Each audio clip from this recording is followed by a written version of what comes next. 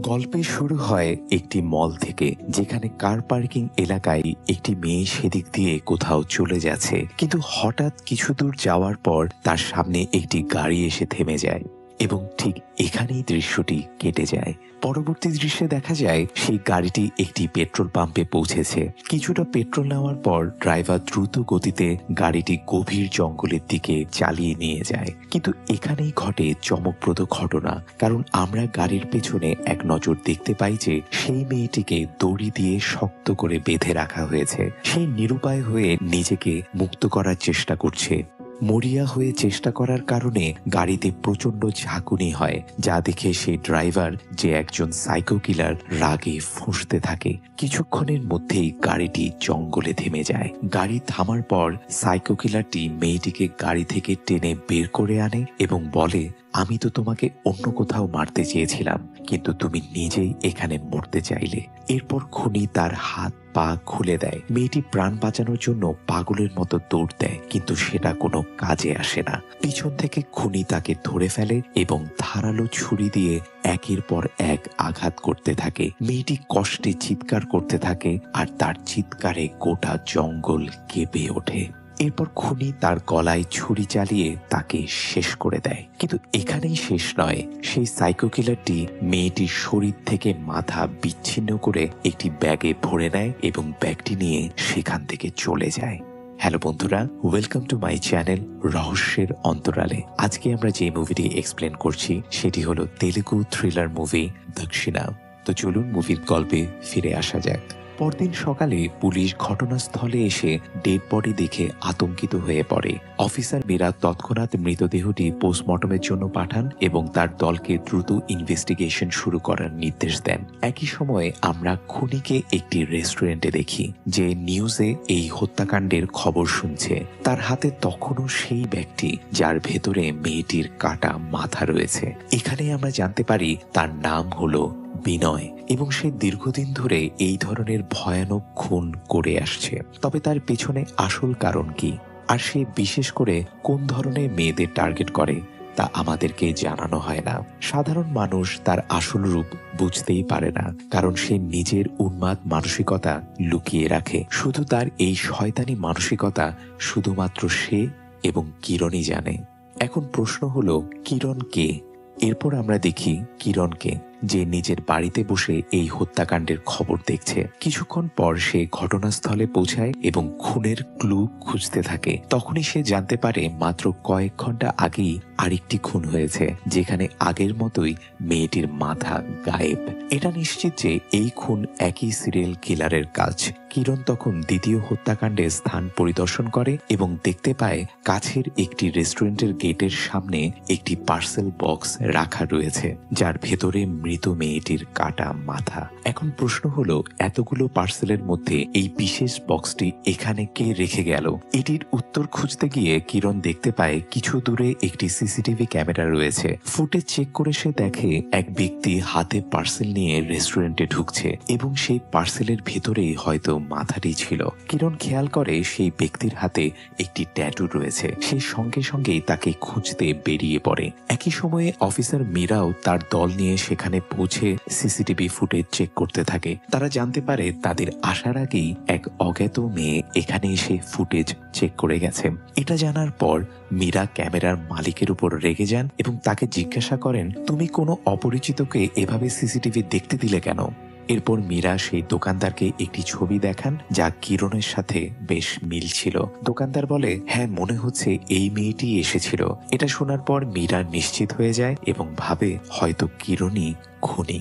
কিন্তু প্রশ্ন হলো, মীরা জানলো কিভাবে কিরণ কে? তার ছবি বা তার কাছে এলো কিভাবে? এসব রহস্য আমরা কিছুক্ষণ পরেই জানতে পারবো। এদিকে কিরণ পার্সেল ডেলিভারি করা সেই ব্যক্তির খোঁজ পেয়ে যায় এবং তাকে ধরে মারধর করে জিজ্ঞাসা করে, তুমি মেয়েটাকে খুন করলে কেন? সে ভয় পেয়ে বলে, আমি কিছুই জানি না, আমাকে শুধু পার্সেল ডেলিভারি করতে বলা হয়েছিল, আর এই জন্য আমি ভালো টাকাও পেয়েছিলাম। এই কথা শুনে কিরণ তাকে ছেড়ে দেয়। কিন্তু কিছুক্ষণ পর মীরা সেখানে এসে সেই ব্যক্তিকে গ্রেফতার করে এবং থানায় নিয়ে যায়। থানায় গিয়ে সে একই কথা পুনরায় বলে, আমি খুন করিনি, শুধু পার্সেল ডেলিভারি করেছি। এছাড়া সে এও জানায়, পুলিশ আসার আগেই এক মেয়ে আমাকে একই প্রশ্ন করেছিল আর তাকেও আমি একই উত্তরই দিয়েছি।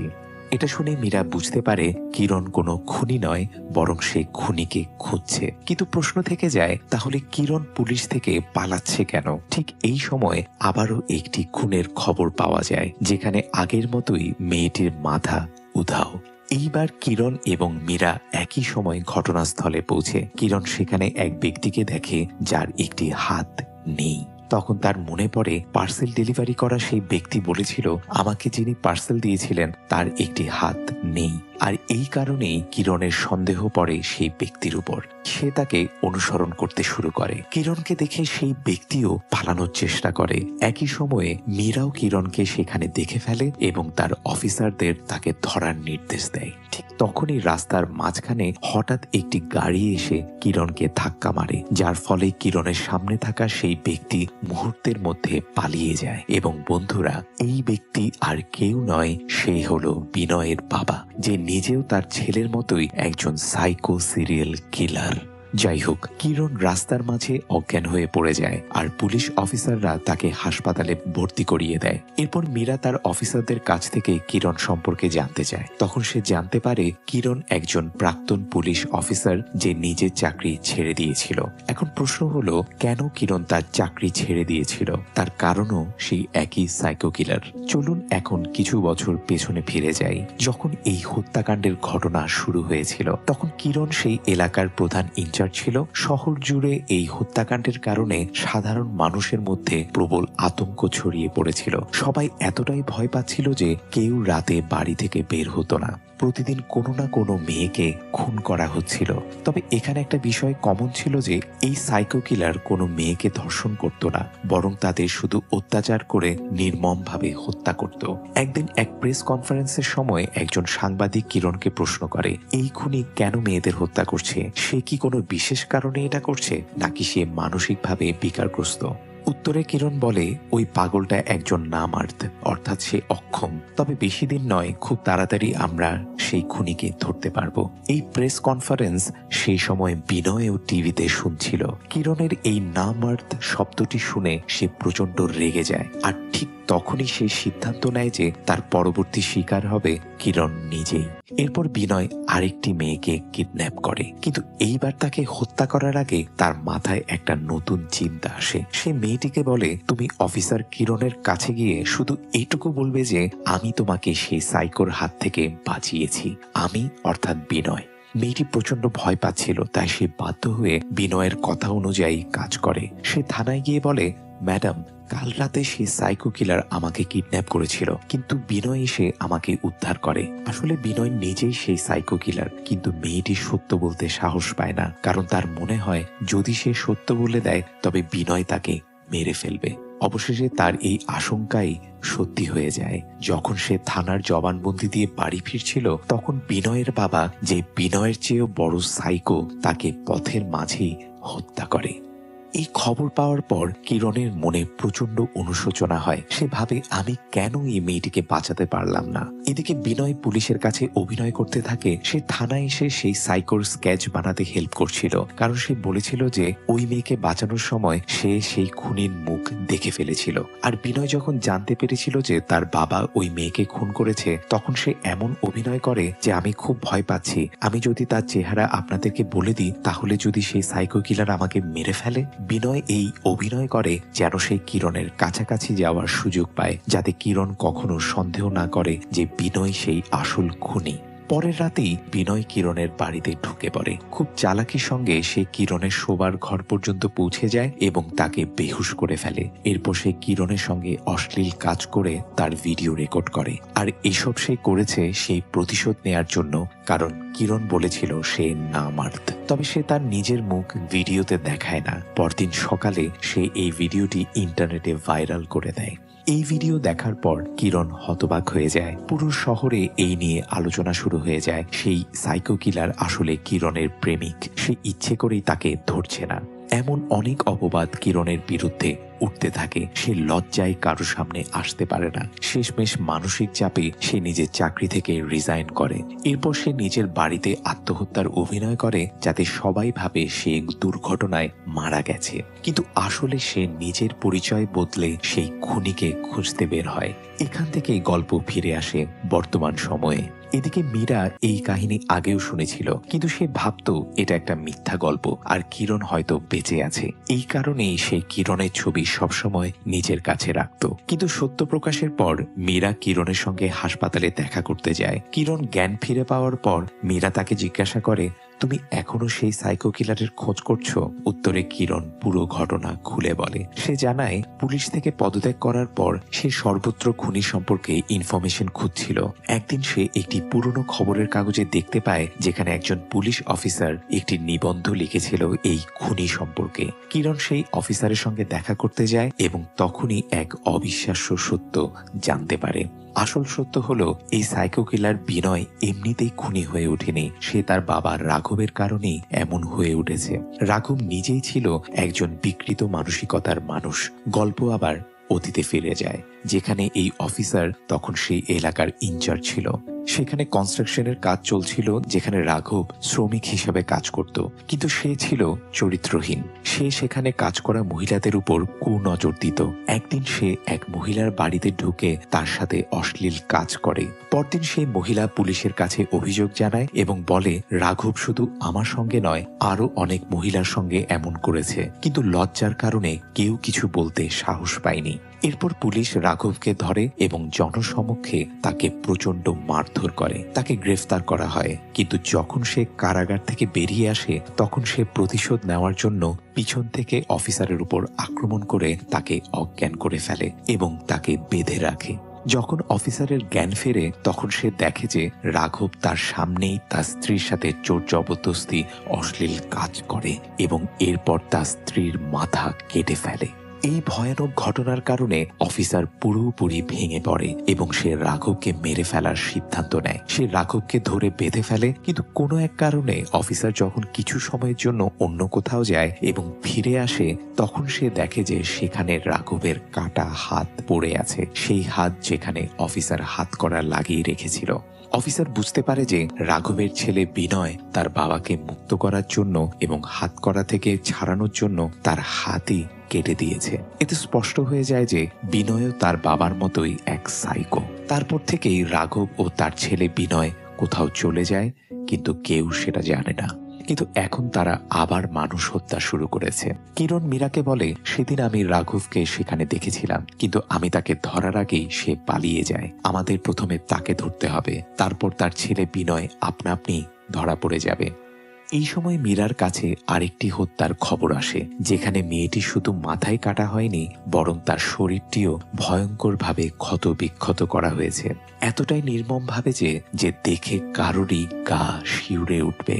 এই ঘটনার ফলে এক ফিমেল অ্যাক্টিভিস্ট অপরাধীর শাস্তির দাবিতে প্রতিবাদ শুরু করেন। মীরাও সেই প্রতিবাদে যোগ দেয়। অন্যদিকে রাঘব যখন এই প্রতিবাদকে ছড়িয়ে পড়তে দেখে, তখন সে মীরাকে নিজের শিকার বানানোর পরিকল্পনা করে, যাতে মানুষের মনে ভয় ঢুকে যায়। সেই রাতে রাঘব মীরার বাড়িতে প্রবেশ করে তাকে হত্যা করার চেষ্টা করে, কিন্তু সে বুঝতে পারে না যে কিরণও সেই সময় সেখানে ছিল। ফলে রাঘব ফেঁসে যায়। পালানোর চেষ্টা করলেও কিরণ তাকে ধরে ফেলে এবং একটি কনস্ট্রাকশন সাইটে নিয়ে গিয়ে বেঁধে রাখে। এরপর কিরণ রাঘবের ফোন ব্যবহার করে বিনয়ের নম্বর খুঁজে বের করে এবং তার লোকেশন ট্র্যাক করে। দেখা যায় বিনয় ঠিক সেখানেই আছে যেখানে মহিলারা প্রোটেস্ট করছে। কিরণ ও মীরা সেই প্রতিবাদস্থলে পৌঁছায়, কিন্তু লোকেশন ট্র্যাক করলেও তারা বিনয়কে খুঁজে পায় না, কারণ বিনয় তখন একজন নারী সেজে সেই প্রতিবাদকারী মেয়েদের মাঝখানেই দাঁড়িয়ে থাকে। কিছু সময় পর প্রোটেস্ট সাময়িকভাবে বন্ধ করা হয় এবং সেই ফিমেল অ্যাক্টিভিস্ট যিনি প্রোটেস্ট শুরু করেছিলেন, বিনয় তাকেই অ্যাটাক করে। বিনয় তাকে অজ্ঞান করে ছাদে নিয়ে গিয়ে মারতে শুরু করে। কিছুক্ষণ পর মীরা লক্ষ্য করে যে সেই ফিমেল অ্যাক্টিভিস্ট সেখানে নেই। এরপর সে ছাদে যাওয়ার পথে রক্ত দেখতে পায় এবং রক্তের দাগ অনুসরণ করে উপরে পৌঁছায়। সেখানে গিয়ে সে দেখে সেই নারীর মৃতদেহ পড়ে আছে, আর তার পাশে দাঁড়িয়ে আছে সেই নরপিশাচ বিনয়। বিনয় এবার মীরার উপর অ্যাটাক করে। মীরার চিৎকার শুনে কিরণ সেখানে ছুটে আসে, কিন্তু ততক্ষণে বিনয় মীরাকে হত্যা করে ফেলে। তবে কিরণকে দেখে সে তাকে মারার চেষ্টা করে না, বরং পালানোর চেষ্টা করে। কিরণ তাকে ধরার চেষ্টা করলেও বিনয় কৌশলে সেখান থেকে পালিয়ে যায়। রাগে ক্ষোভে কিরণ এবার রাঘবের কাছে ফিরে আসে এবং তাকে টর্চার করতে শুরু করে। এরপর সে রাঘবকে বাধ্য করে বিনয়ের সাথে কথা বলতে। ফোনে কিরণ বিনয়কে হুমকি দেয়, যদি 1 ঘন্টার মধ্যে নির্দিষ্ট জায়গায় না আসিস তাহলে তোর বাবাকে আমি খতম করে দেব। 1 ঘন্টা পর বিনয় সেখানে আসে। কিরণ তাকে পিছন থেকে আক্রমণ করে এবং অবশেষে ধরে ফেলে। সে এটাও বুঝতে পারে এই লোকটাই সেই বিনয় যে একসময় নিজেই নায়ক সেজে বলেছিল, আমি মেয়েটিকে সেই সাইকোর হাত থেকে বাঁচিয়েছি। কিন্তু আসলে সেই সাইকো তো এই বিনয় নিজেই। এরপর কিরণ তাকে একটি ভিডিও দেখায়। সেই ভিডিওতে দেখা যায় কিরণ কিভাবে রাঘবকে হত্যা করেছিল, একদম সেই একই কায়দায় যেভাবে রাঘব ও বিনয় অন্যদের হত্যা করত। এটা দেখে বিনয় ক্ষুব্ধ হয়ে হাসতে থাকে এবং বলে, তুমি এখন আমাকেও সেইভাবে মারবে? তাহলে তোমার আর আমার মধ্যে পার্থক্য কোথায়? সাহস থাকলে আমাকে ছেড়ে দাও, তারপর দেখো আমি তোমার কি অবস্থা করি। কিরণ সত্যিই কিন্তু তাকে মুক্ত করে দেয়। এরপর ক্ষিপ্ত বিনয় বলে, এভাবে কেউ কাউকে মারে? কিভাবে তুই আমার বাবাকে এত যন্ত্রণা দিয়ে হত্যা করলি? এটা বলেই সে একটি রড নিয়ে কিরণের উপর আক্রমণ করে। দুজনের মধ্যে তুমুল লড়াই শুরু হয়। কিরণের মনে ভেসে ওঠে সেই ভয়ঙ্কর মুহূর্ত যখন বিনয় তার সাথে অশ্লীল কাজ করেছিল এবং ভিডিও ধারণ করেছিল। এই কথা মনে পড়তেই কিরণের রাগ চরমে পৌঁছায়। সে বিনয়কে পিটিয়ে পিটিয়ে আধমরা করে ফেলে। এরপর যখন সে তাকে শেষবারের মতো মারতে যায়, তখন বিনয় কৌশলে কনস্ট্রাকশন সাইটের ক্যামেরার দিকে তাকিয়ে বলে, এখন যদি তুই আমাকে মারিস তাহলে সবাই তোকেই সাইকো ভাববে। কিরণ ঠান্ডা গলায় জবাব দেয়, হয়তো তোর কথাটাই সত্যি, কিন্তু এটাই হবে এই সাইকোর শেষ হত্যা। এরপর কিরণ ক্রমাগত হাতুড়ি দিয়ে বিনয়ের মুখে মারতে মারতে তাকে শেষ করে দেয়। এবং বন্ধুরা, এভাবেই গল্পের সমাপ্তি ঘটে। গল্পটি কেমন লাগলো আমাদেরকে অবশ্যই কমেন্ট করে জানাবেন এবং ভিডিওটি যদি ভালো লাগে তাহলে অবশ্যই লাইক করুন, শেয়ার করুন এবং আমাদের চ্যানেলটি সাবস্ক্রাইব করে আমাদের পাশেই থাকুন, কারণ আমরাই একমাত্র এই ধরনের ইন্টারেস্টিং ভিডিও নিয়ে আসি। ধন্যবাদ।